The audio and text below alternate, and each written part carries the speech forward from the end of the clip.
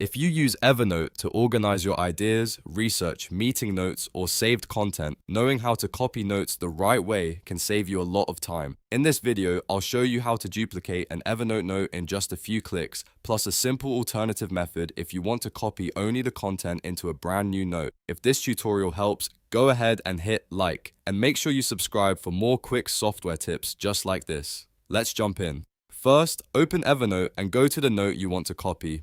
You can find it in your note list inside a notebook or by using search if you have a lot of notes saved. Once you've located the note, the easiest method is to right-click it in the note list. That will open a menu with several options. From that menu, click Duplicate Note. Evernote will instantly create a new copy of the note for you.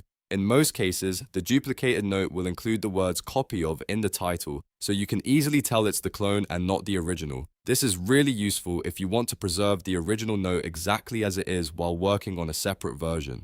After the note is duplicated, you can rename it right away if you want something cleaner or more descriptive. Just click the title and type the new name. For example, if the original note was a project plan, you might rename the copy to something like Project Plan Draft or Project Plan Version 2.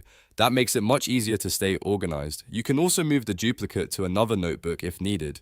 This is handy when you want one version kept in an archive notebook, a personal notebook, or a different work folder. Moving the duplicate does not affect the original note, so you can organize both versions however you like. Now, if you don't want to duplicate the entire note structure and just want to copy the content itself, there's another simple method. Open the note you want to copy, then press Ctrl+A on Windows or Command+A on Mac to select all the content inside the note. After that, press Ctrl+C or Command+C to copy everything. Next, create a brand new note in Evernote.